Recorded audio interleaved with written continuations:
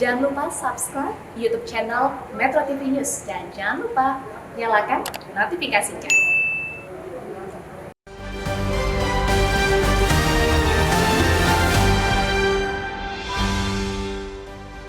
Halo, selamat pagi, salam sehat untuk kita semua.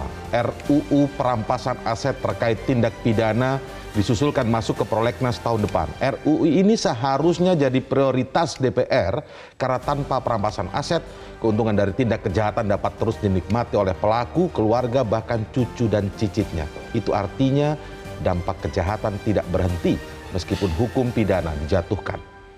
Inilah editorial Media Indonesia edisi hari ini Rabu 31 Agustus 2022 dengan tema Prioritaskan RUU Perampasan Aset bersama saya Indra Maulana. Dan seperti biasa editorial Media Indonesia ini juga dapat Anda simak di MG Radio Network di frekuensi 94,7 FM di kawasan Jakarta dan sekitarnya. Tentu saja Anda para pendengar bisa berpartisipasi melalui line telepon di 021 583 99100. Anda bisa memberikan pendapat Anda di nomor tersebut. Sekali lagi di 021 583 99100. Dan pagi hari ini saya sudah bersama dengan Ketua Dewan Redaksi Media Group, Elman Saragih. Selamat pagi Bang Elman. Pagi Bung Indra. Salam sehat. Salam sehat buat tidak kita bertemu semua, kita ya. buat seluruh bangsa ini. Betul sekali. Baik, Bang Elman, seperti biasa sebelum ke editorial kita kulik dulu ya dua headline dari Media Indonesia pagi ini yang tentu saja menjadi berita sepanjang hari kemarin adalah tentang rekonstruksi kasus pembunuhan Yosua ya. Di situ dihadirkan Verdi Sambo dan istrinya juga sebagai tersangka. Yang menarik di sini fakta baru terkuak. Tapi kalau saya baca di sini disebutkan polisi menyebutkan ada fakta baru terkuak tapi tidak bisa disampaikan. Kalau pendapat Bang Elman seperti apa ini maksudnya, Bang? Ya, ini kan sebetulnya kan judul ini ya, pernyataan kepolisian ini kan Ya. tentang kasus ini kan disebutkan fakta baru, tapi tidak jelas. Ini kan bisa membuat terjemahan liar kan. Orang Cuman sekarang, mancing-mancing aja nih. Ya. Orang sekarang akan bebas sebebas-bebasnya menerjemahkan ini. Oh, Spekulasi. fakta baru itu yang ini, yang itu, yang ini. Dan sekarang kan sudah muncul. Ada, kalau kita baca kan, sebutkan dulu kan adegan di apa di Duren 3, muncul lagi sekarang di Magelang kan. Betul. Nah, kalau dulu dengan adegan dengan katakan dengan katanya dengan apa Joshua, ada muncul lagi dengan adegan dengan mungkin Indra kali ya gitu kan. Jadi jadi ini yang menimbulkan spekulasi apa. Nah, mestinya karena ini sudah kasus yang sudah dipahami oleh seluruh jagat ini, dunia Betul. tahu ini ya, mestinya terbuka apa fakta baru itu. Kan jangan bersembunyi. Kalaupun tidak ingin diungkapkan, jangan disebutkan ada fakta baru. Kalau dia bilang itu materi penyidikan. Orang juga sudah tahu. Orang kasus ini belum dibawa ke pengadilan, orang sudah memvonis. Iya. Ini, ya kan. Ya. Nah, ini yang mestinya polisi harus memahami tentang apa yang ada di masyarakat gitu. Oke, nah kalau kita lihat di sini juga ada dalam berita ini ada kritik tentang transparansi proses rekonstruksi kemarin, Bang. Banyak dikritisi juga ini tidak transparan. Ada pihak pengacara yang mewakili keluarga korban ya dalam hal ini adalah Yosua tidak diberikan akses untuk mengikuti begitu. Kalau pandangan Bang Elman sendiri seperti apa? Ya kalau menurut saya sih kalau rekonstruksi itu kan siapa juga boleh. Menurut saya ya. Siapapun boleh sepanjang tidak mengganggu. Iya. Menonton. Apalagi ini perwakilan dari korban. Apalagi ini perwakilan apa korban kan. Iya. Kan keluarga korban kan berkepentingan. Bagaimana sesungguhnya? Apa yang terjadi? Nah, makanya mereka mengutus pengacara. Katakanlah jangan sampai 5 atau 1 juga cukup. Ini namanya transparansi. Tapi saya nggak tahu mengapa polisi melarang pengacara korban kan gitu kan. Padahal keluarga korban dan masyarakat juga sekarang merasa korban kan. Sekarang masyarakat telah minimal korban hoax yang pernah dibangun oleh Bung Indra, masyarakat sekarang menjadi perwakilan daripada korban. Maka mereka sangat gigih mereka mencari tahu apa yang terjadi. Nah, ini mestinya harus dijawab oleh padahal di sisi lain Kapolri bahkan sampai ke Presiden kan berbicara agar kasus ini diungkap setuntas-tuntasnya dengan transparan ya. Menurut saya Kapolri sudah bagus. Dia menyahuti apa yang dikatakan Presiden terbuka. Kapolri kita ini udah top. Berarti level yang di bawahnya ini yang harusnya ya diterjemahkan. Ini yang mestinya Kapolri harus paham. Berarti ada yang Ada yang tidak segaris nih. Kita bilang, kita ketawa aja. Oke, baik. Semoga ketawanya Bang Elman dijawab benar-benar oleh institusi kepolisian hari ini begitu ya. Baik. Saya nggak mau meneruskan ketawa itu, tapi rakyat juga sudah tahu. Sudah paham ya sebenarnya. Baik, kita ke halaman 2 Bang. Ini juga sangat penting sekali, mungkin nanti korelasinya dengan tema editorial kita. Ini adalah sebuah kasus ya, kerugian negara tembus 100 triliun rupiah. Ini kalau kita bicara tentang penyimpangan yang dilakukan oleh Surya Darmadi. 100 triliun Bang, ini kerugian negara. Jadi dibagi dua, ada kerugian perekonomian negara dan kemudian kerugian keuangan negara. Di jumlahnya adalah 104,1 triliun rupiah. Bagaimana Bang Elman melihat kasus ini? Bung Indra bisa bayangkan ya, sekarang ini kita dengan subsidi untuk bahan bakar minyak 502 triliun. Betul. Kita juga sudah sesak napas. Betul. Bangsa ini sekarang sesak napas. Ini 100 triliun. Kerugian. Baru satu orang loh. Kita nggak tahu. Iya. Di luar apa ini dengan satu kasus lagi ya, korupsi Duta Palma Group ini, kita nggak tahu. Ini baru ketahuan satu nih. Iya, iya. Jangan-jangan masih ada yang lain yang tidak terekspos. Bayangin nih. Di satu sisi negara, rakyat sudah ngos-ngosan. Memikirkan dia 502 triliun dan masih nambah lagi nih. Kalau kita tidak segera ada pengaturan soal bahan bakar minyak ini ya. Mungkin katanya tambah lagi 100 sekian triliun lagi kan. Nah, sebetulnya negara tidak perlu pusing kalau ada ini. Nah, yang lain nggak disita lagi dong kalau gitu. Jadi mudah-mudahan para penegak hukum tidak main-main. Tidak hanya ini, cari yang lain. Kita pun nggak tahu sekarang bagaimana nasib minyak goreng kan gitu kan. Iya. Bagaimana? Kok diam-diam aja tuh? Pengusutannya kok sekarang hilang ya? Kok sekarang hilang ya? Jangan-jangan Indra ini ada main nih. Jadinya orang berspekulasi jangan-jangan terus. Mana kasus minyak goreng? Saudara tersangkanya kok diam? Iya. Dulu katanya mau dibuka besar-besaran di DPR ya. Boleh tak meletup kata orang Medan kan. Mana? Iya. Jadi ini kali ini semoga benar-benar harus didengar nih, Bang. Ini pun kita tertawa saja. Nah, kita tadi bicara ada kasus yang kerugiannya sampai 104,1 triliun, Bang Elman. Nah, kemudian ini kan bicara tadi Bang Elman juga menyinggung soal penegak hukum. Penegak hukum harus dilengkapi dengan alat penegak hukumannya, yaitu peraturan perundangan. Salah satu yang paling tadi Bang Elman sempat menyebutkan paling mulia sebenarnya RUU ini adalah perampasan aset. Masalahnya kalau kita baca ini sebenarnya sudah sejak lama ini. Kalau tidak salah tadi ada 2010 atau 2008 gitu Bang. 2008 PPATK sudah melakukan kajian tentang pentingnya rancangan undang-undang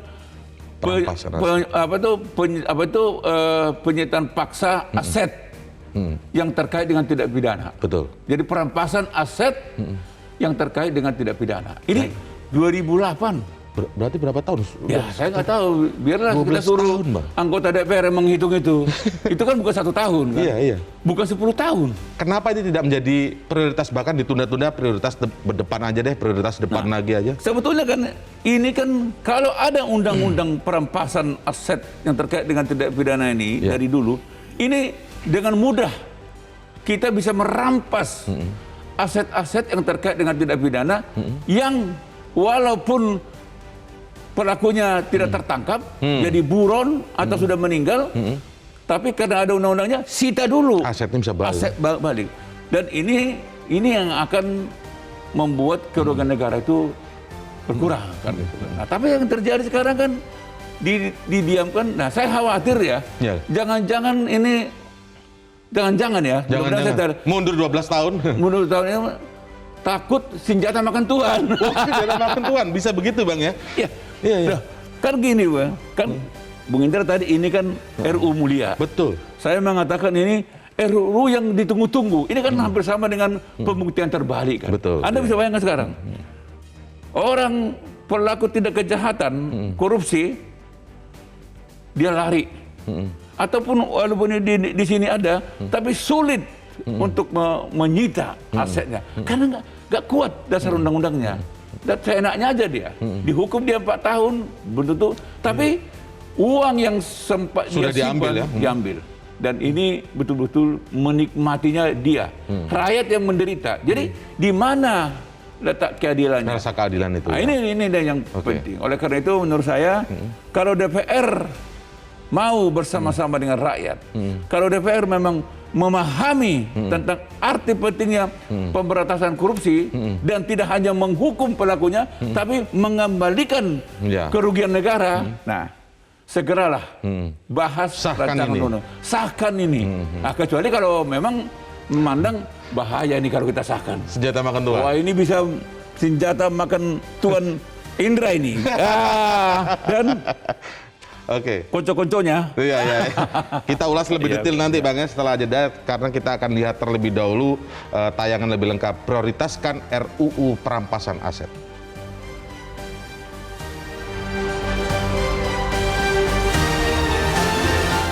Prioritaskan rancangan undang-undang perampasan aset.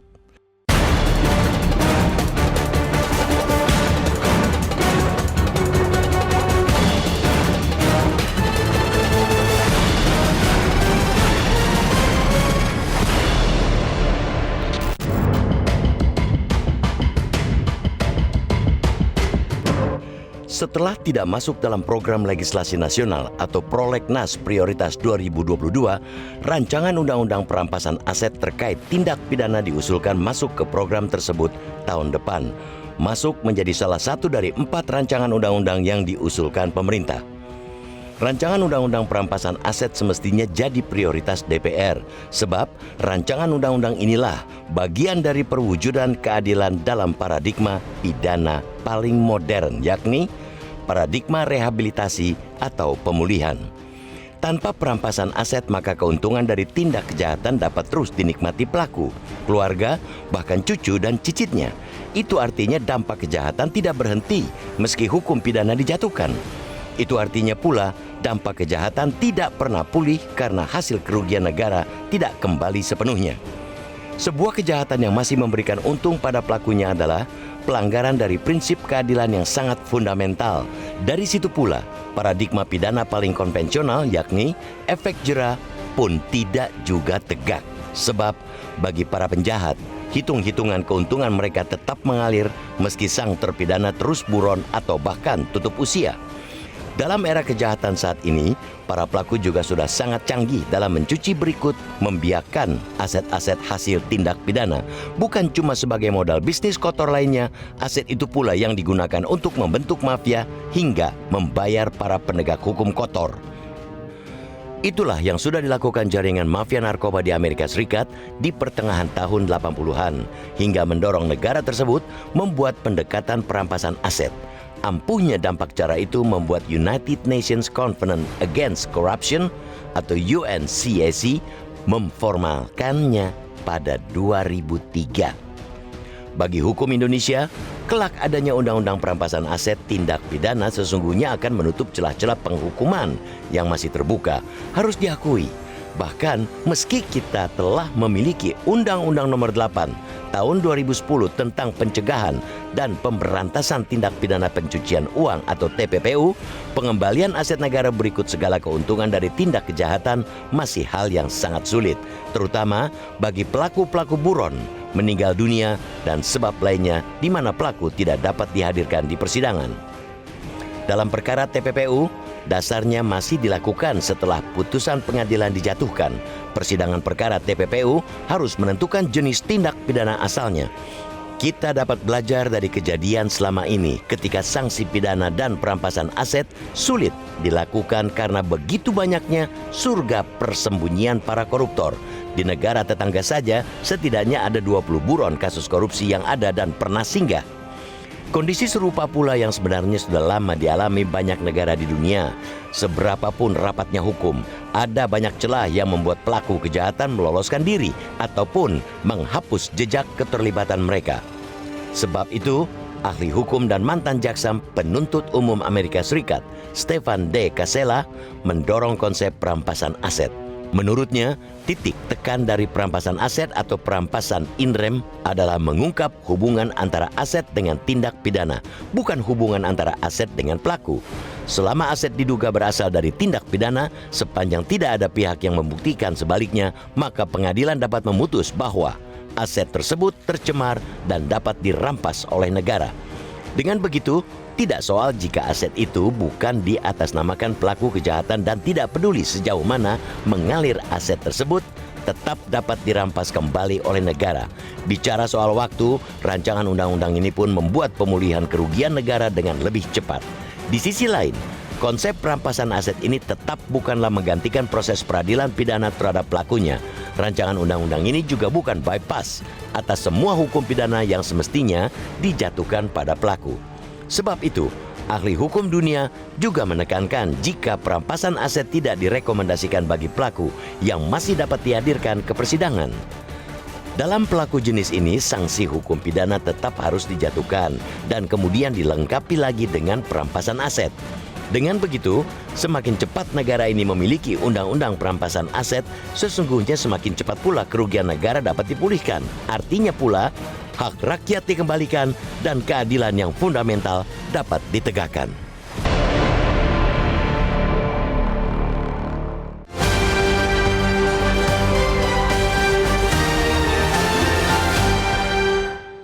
Kami tunggu pendapat Anda di 021 583 99 100. Editorial Media Indonesia segera kembali saat lagi.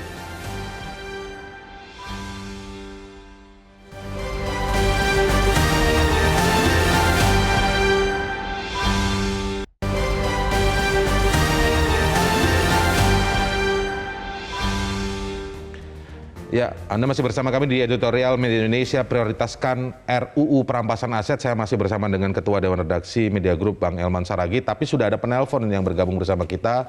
Ada Pak Bion di Mataram, Nusa Tenggara Barat. Selamat pagi, Pak Bion. Selamat pagi. Silakan Pak Bion. Ya. Langsung ke poinnya Pak Bion ya. Oke. Makasih Mas Indra ya. Ya. Pertama adalah yang perlu kita kaji secara sistematis, lembaga dan organisatoris tentunya tentang eksistensi parlemen di dalam menyelesaikan terhadap rancangan undang-undang perampasan hak. Saya berpikir begini Mas Indra, Bang Segar, DPR ini kan wakil rakyat yang punya komitmen kebangsaan. Tidak saja kita bicara politik, padahal aset negara menjadi sebuah produk royalti bangsa dalam rangka pembangunan nasional ke depan. Nah, kalau DPR dalam konteks ini tidak serius menangani tentang rancangan undang-undang perampasan hak ini, kita bertanya sama teman-teman anggota parlemen, dia hanya mengurus persoalan kecil di negara ini, tapi lupa terhadap persoalan rakyat yang besar tentang tindak pidana korupsi. Perampasan aset adalah pidana korupsi yang bersifat extraordinary crime. Nah, di sisi lain, internasional membaca, mengkaji bahwa Indonesia belum melakukan hal yang sama dengan Amerika, Inggris, Uni Soviet, dan lainnya. Nah, kita harus tunjukkan kepada negara luar bahwa Indonesia juga mampu melakukan pemberantasan tindak pidana korupsi terhadap aset negara ini. Saya setuju sama Bang Herman Saragih tadi bahwa walaupun pejabat yang sudah pensiun, paling tidak dalam eksekusi kelembagaan mereka bisa disita aset-aset yang dirampas oleh pejabat negara. Itu dua. Sebentar dulu Mas Indra, kita bicara bangsa nih. Lalu yang ketiga, bicara penegakan law enforcement. Kita sepakat equality before the law, azas. Setiap anak bangsa tidak ada kebal hukum, sama kedudukannya di kacamata hukum. Tapi jangan lupa Mas Indra, Bang Herman Saragih, bahwa hukum adalah keadilan rohnya. Baik. Jadi dalam konteks penegakan hukum, sebentar dulu Mas Indra, supaya ini menjadi masukan Pak Jokowi Presiden, supaya mendorong daripada anggota DPR untuk segera menyelesaikan rancangan undang-undang perampasan hak ini. Karena saya seorang lawyer, Pak Indra, Bang Herman, sebentar dulu, kita bicara hukum ini. Nah, jadi saya minta Mbak Puan Maharani untuk segera mendorong membentuk pansus rancangan. Kita sudah tangkap poinnya Pak Bion ya. Baik.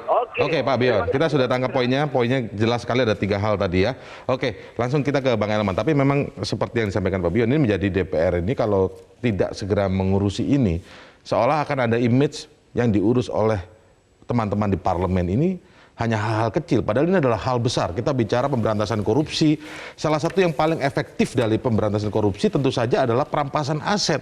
Karena kalau hanya menghukum pidana dan lain sebagainya, kita tahu kan Bang Elman, 4 tahun, 5 tahun, tetapi kekayaan yang hasil korupsi dan lain sebagainya itu tetap bisa dinikmati oleh anak, cucu, cicitnya, begitu Bang Elman. Efek jerahnya tidak ada. Ya, jadi saya sebagai pembanding ya, sebagai pemicu yang harus kita sampaikan kepada DPR ini kan, catatan ICW pada tahun 2021 perkara korupsi yang ditangani oleh KPK dan Kejaksaan, dua institusi, dua institusi penegak hukum ini senilai 62,9 triliun. 62,9 triliun.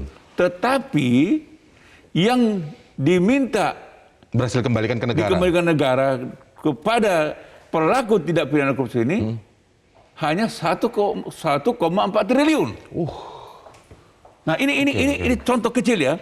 Bayangkan dari 62,9 triliun yang diduga hasil korupsi, tapi yang dimintakan pengganti kepada tindak pidana korupsi itu hanya 1,4 triliun. Jadi Anda bisa bayangkan. Betul.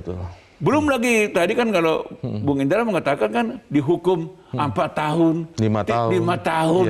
Ya, tujuan utama kita kan tidak hanya untuk memenjarakan orang, tetapi yang tidak kalah pentingnya bagaimana memulihkan kerugian keuangan negara. Betul.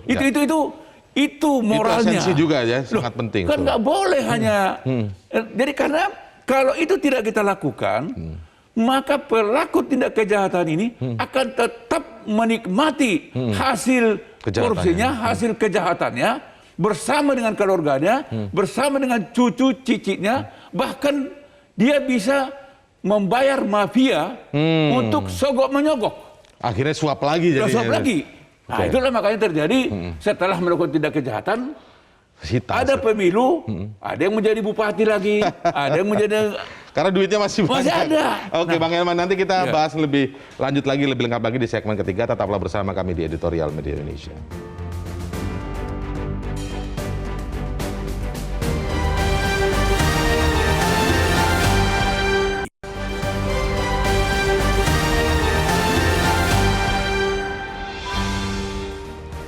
Di segmen sebelumnya tadi Bang Elman menyinggung bagaimana kasus di 2021 soal kasus korupsi saja nih 62,9 triliun itu baru catatan dari ICW sih memang Bang. Tapi yang berhasil dikembalikan kerugian dari kerugian negara yang berhasil dikembalikan ke negara itu hanya 1 triliun. Jaraknya sangat jauh banget begitu Bang. Gak ada artinya. Padahal kalau dari RUU yang kita baca dan penjelasan Bang Elman tadi, apalagi ada konsep in rem tadi, hubungannya ini menyita ini nggak ada hubungannya dengan pelaku, tapi aset dengan tindak pidana aja. Kemanapun itu mengalir, tarik kembali gitu ya. Intinya sebetulnya, kenapa sulit untuk diwujudkan lagi? Itu yang saya katakan. DPR harus membuktikan dirinya dengan fakta bahwa DPR itu sangat setuju dan sangat mendukung pemberantasan korupsi. Dan itu hanya bisa kita terima kalau DPR bersedia menjadikan rancangan undang-undang perampasan aset yang terkait dengan tindak pidana ini menjadi undang-undang. Karena itulah arti pentingnya DPR ini.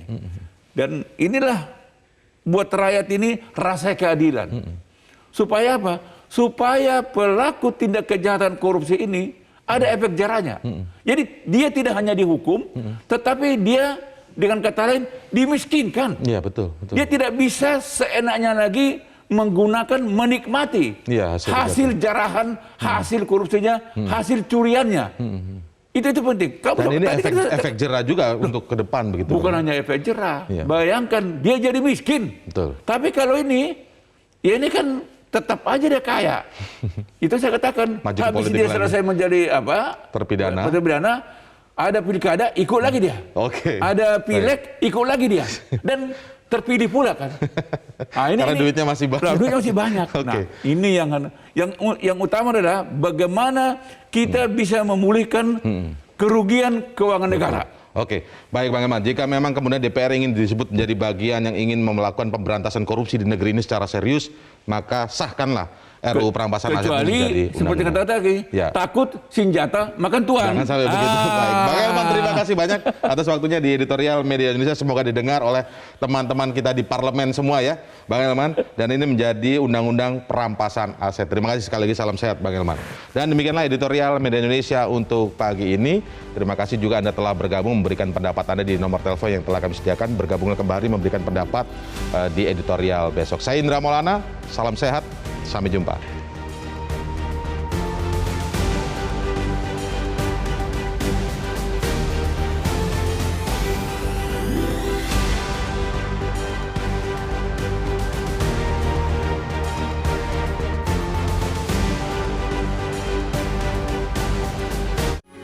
Metro TV